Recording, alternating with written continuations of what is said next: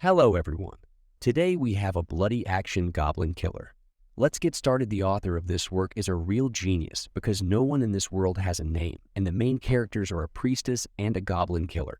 It all starts with the fact that the priestess wants to become an adventurer and gets a porcelain rank. The three highest are platinum, gold, and silver. The novice group calls her to kill goblins and the heroine agrees. Inside, they show their unpreparedness and incompetence, which is why the goblins who came from behind jumped the girl, tore the guy apart, and defiled the karate girl. The priestess is trying to save at least someone, but she was hit by an arrow and she is already preparing for death. And then she is saved by a goblin killer whose experience is confirmed by a silver badge. He sends the priestess's partner to rest. She could not be saved. Thanks to spells, traps, and potions, they manage to destroy all the goblins and the heroes rescue the shocked girls. After that, the priestess, who bought armor on the advice of the Goblin Killer, wants to go on a mission with him. We are told the backstory of a new character. I will call her Rose. As a child, she had a fight with a friend of our main character and went to the city. She wanted to come and apologize to a friend, but when she arrived back, it turned out that her parents were cut out by goblins. Now she lives with her uncle and rents housing from them. Our hero, he always carefully checks the area for traces and briefly answers questions. After a snack, he goes with Rose to the guild along the way.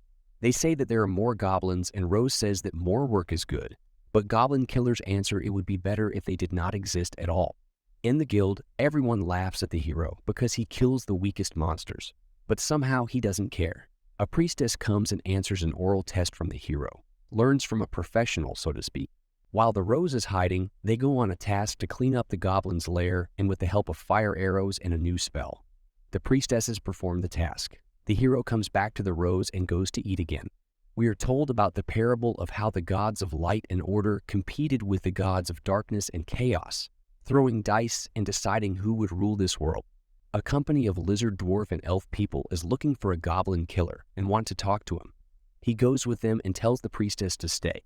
A couple approaches the priestess and wants to call her to him, but she wants to stay with the Goblin Killer.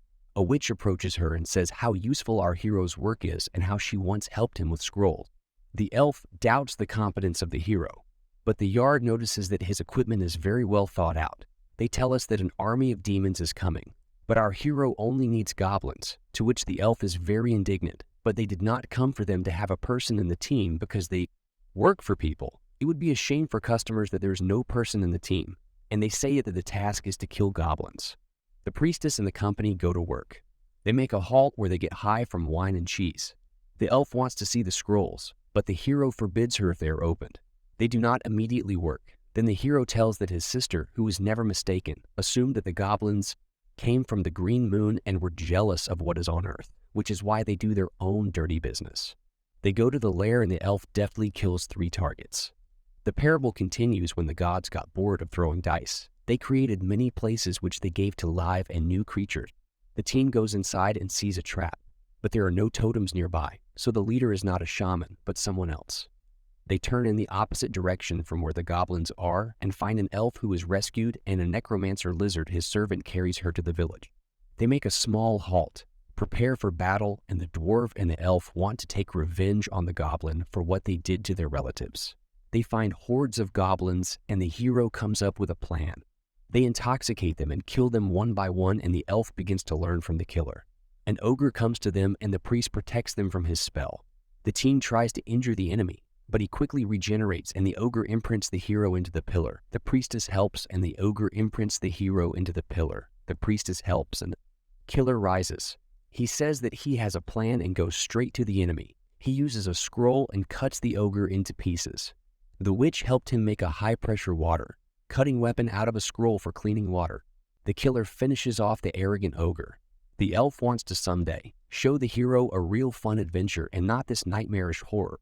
Next, we are shown a couple of adventurers, and they have to run away from big cockroaches because the boy's sword is stuck in a rat in the guild. He asks for advice from the receptionist and other guild members. The witch gives him a candle that will show him the way to the sword that he lost. Next, he asks the Goblin Killer what to fight with if he lost his sword and there is no money. To which the heroes answer that the club is a great option. The advice really helps the guy and they fight off opponents well, and the sword turns out to be one of the insects. We turn to the main character. The company asks him to give the lizard more cheese, and the elf says that they can call him for another case. The hero replies that he will think. The priestess has received a new rank and thanks the killer for saving her. The registrar also asks the hero to be an observer at the meeting about raising the rank of one of the adventurers, and he agrees. It turned out that the adventurer appropriated the treasure of the team and hid it from them. They want to expel him from the guilds for a long time, and he wants revenge, but understands that the Goblin Killer will not give it to him and goes away. The receptionist, who is in love with the hero, thanks him and he leaves. A colleague tells about a sword maiden who killed a demon king and is a servant of one of the gods. Then the hero comes and gives a letter with a task for goblins, meaning a personal petition to the hero from someone important. The guy tells a story about how a girl appeared out of nowhere and dealt with the undead with one blow of the holy sword. But our hero is only interested in killing goblins. The hero invites the guys with him to the task from the letter, but they give him conditions that he will not use poison and fire. And together they go to the Maiden of the Sword, who tells that a dead girl was found and a small creature was caught up and killed nearby. It turned out to be a goblin. The hero is told to get into the sewers and destroy the freaks. They go inside and repel several attacks of small creatures, after which they encounter goblin ships and successfully deal with them all together. Later, they see a swamp alligator and run away. The hero told the priestess to put light on the tip of the alligator's tail. The goblins learned that heroes walk with light, and therefore this works as a bait. The hero says that even though goblins are stupid, they are well trained. So he does not give goblins new knowledge by simply killing them and assuming that someone specially multiplied them here and taught them to sail on ships. The priestess does not understand what the hero has in his head. She is resting in a bath where the virgin says that one day there will be no goblin killer. The elf passes by the louts to the hero, who notices that it is strange with such a huge sewer. There is not a single task for rat. The team goes to clean up the sewer to the end, and the hero takes a canary with him so that, if anything, she finds poisonous gas. They go to the goblin's lair where they find a corpse and fall into a trap. The room is filled with poison, and the hero gives everyone coal to make masks, gives cement with which they seal up the cracks. The poison does not pass, and the goblins try to break in.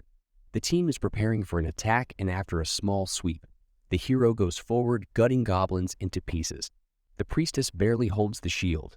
The killer is imprinted again, but this time the injuries are very serious. The priestess is in shock, and the shield disappears. Goblins attack the heroes and bite off a piece of meat from the priestess, which is why she screamed. The hero hears the scream. He has memories of how as a child he could not fight goblins and just hid. He gathers his courage and, through excruciating pain, strangles the leader and inflicts severe injury on him.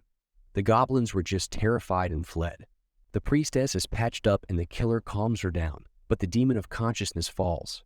As a child, the hero had a teacher. He asked him 3 riddles. The hero answered the first 2. The third riddle was to answer the question, what does the teacher have in his pocket? Heroes woke up with a priestess and talks to a maiden who is afraid of goblins because they defiled her. But at the same time, she killed demons herself. She asks for help and leaves. The priestess wakes up and is very confused by the fact that he saw everything. The team comes to the hero. They want to eat together. They eat and go off to explore the ruins. The hero and the priestess give their equipment for repair. The priestess does not want to buy a new chainmail because it keeps the memory of the Goblin Killer. They eat ice cream and the hero asks the seller the secret of production. And now the priestess understands how he knows so much. Sitting on a bench, the hero tells how, as a child, he was afraid to even walk down the street, but realized that he had to go forward despite the fear. They bring him flour for his next plan. Uncle tells Rose that one day the hero will simply not return, but she replies that he will definitely come. They find an eye monster with very dangerous abilities in the sewer and distracting him.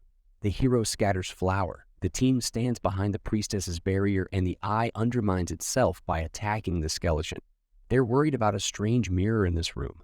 It turns out to be a portal from where someone led the goblins into the sewer, and the monster defended this place, and now the goblins are running to recapture it. The squad is building a barricade. The lizard is breaking off the mirror, and the elf dwarf and the hero are rushing and shooting at the goblins. They're being squeezed a little, and the killer goes forward to detain the goblins.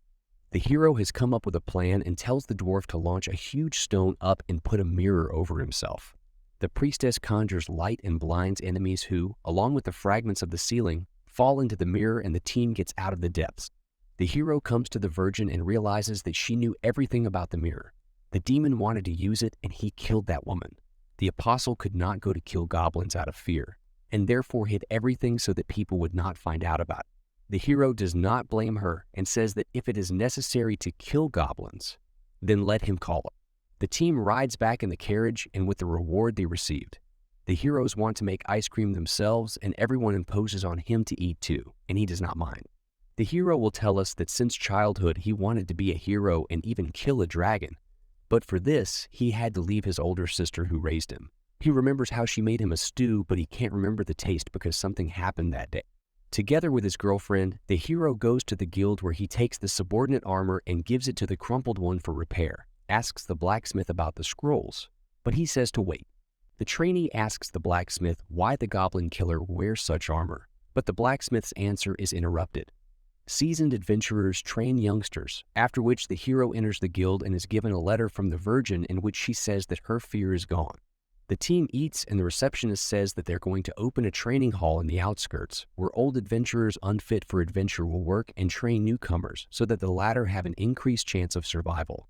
She also sets conditions for the hero that if he loses consciousness, again he will be out of work for 6 months. Rosa tells him that he has good friends, to which he replies that they know their business and it's easier to exterminate goblins with them. After a night during which a dwarf or a fake argue who will drink more, the hero checks the area again and finds many traces. He tells his girlfriend that an army of goblins will come at night and she needs to leave. They most likely have a leader, the Goblin Lord, a very intelligent mutated representative. But Rosa is not going to leave because the hero will stay and she does not want to leave him. He comes to the guild and asks for help, but without a reward, they all don't care. He offered a reward for everything he has, but only a mug of beer was taken from him, and the registrar's friends said that 1 gold piece would be put for each goblin, and everyone gradually agrees to help the hero, and recognizes that he is a talisman and an irreplaceable part of the guild, and thanks to the hero's plan, everything works like clockwork. The goblin army comes and uses human shields, but they are put to sleep and the heroes take the women. There is a battle where some even almost die after they fight off the wolves and the goblins stop the offensive. But to replace them, the Lord sent goblin champions who killed a couple in the forest. The pros finally had fun. And people are wondering where the Goblin Killer himself is, to which he gets an obvious answer. He kills goblins. The Goblin Lord is trying to escape and replenish the army to come again, but the Goblin Killer guessed about this course of thought of the Lord and destroyed his nest. He attacks head-on and wounds the Lord. Well, he gets a lot himself. A parody of Gatsa and a girl together defeat a goblin with a club. And after that, the guy with the spear deftly repels and evades the blows of the goblin with the flail and overcomes him alone. The Lord wounds the hero and tries to crush his head. But according to the hero's plan, the priestess squeezes the Lord with 2 barriers. The Lord begs for mercy, but the priestess remembers the treachery of the goblins and is not going to spare him. The Goblin Killer gets up and finishes off the Lord with his broken sword. He returns home, after which everyone has fun and drinks in honor of the hero and victory. The hero says that we were just lucky that everyone decided to help him. But the priestess says that this is a failure and everyone is really ready to come to his rescue. She asks for a reward for the rescue and tells the hero to take off his helmet.